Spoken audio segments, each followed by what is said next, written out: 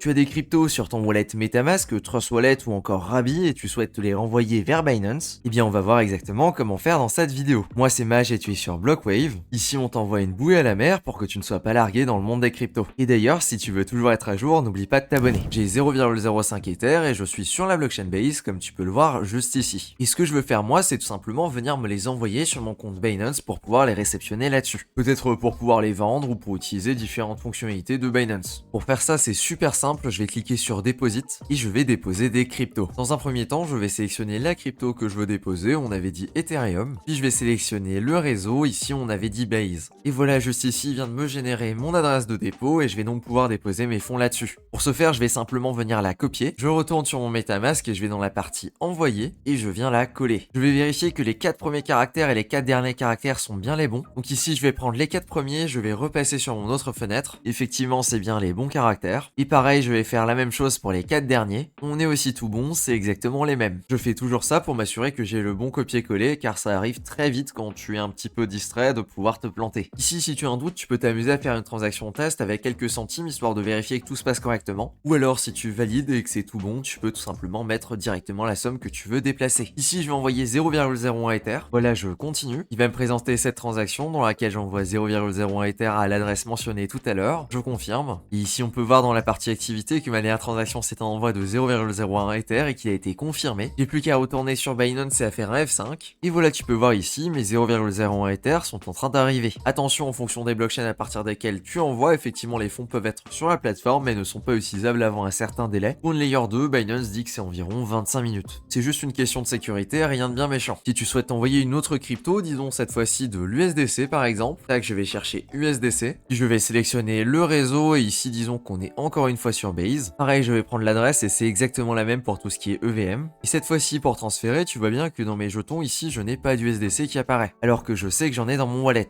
Pour l'ajouter, je vais aller sur un site comme CoinGecko. Je vais donc chercher USDC, voilà le premier, et je vais descendre un petit peu pour chercher le contrat. Je vais cliquer sur les 3 petits points. Et ici, nous on a dit qu'on était sur la blockchain Base. Je vais donc prendre le contrat de chez Base. Je vais le copier. Je retourne sur mon wallet et juste ici, tu peux voir que je peux importer des jetons. Si tu ne peux pas le voir, il faut tout simplement scroller et ce sera juste en dessous. Je vais coller l'adresse du jeton, il reconnaît bien que c'est de l'USDC. Ici, il va me donner l'information que sur mon wallet, il y a 1,11 $ d'USDC. Et à partir d'ici, je peux cliquer sur l'USDC, puis sur envoyer. Et ici, je peux à nouveau coller l'adresse de mon wallet Binance, puis envoyer. Je vais pas le faire ici, t'as compris comment fonctionne la manipulation. Et voilà, maintenant tu sais comment déposer de ton wallet MetaMask vers Binance. T'as vu, c'est vraiment pas compliqué. Maintenant que tu sais comment faire ça, peut-être que tu t'intéresses à la DeFi. Et si c'est le cas, il y a quelque chose que tu dois absolument savoir, c'est la différence entre APR et APY. Pour être au point là-dessus, AZK t'a préparé une vidéo et tu peux la regarder directement en cliquant sur le lien qui s'affiche à l'écran. Sur ce, on se dit à plus pour une prochaine.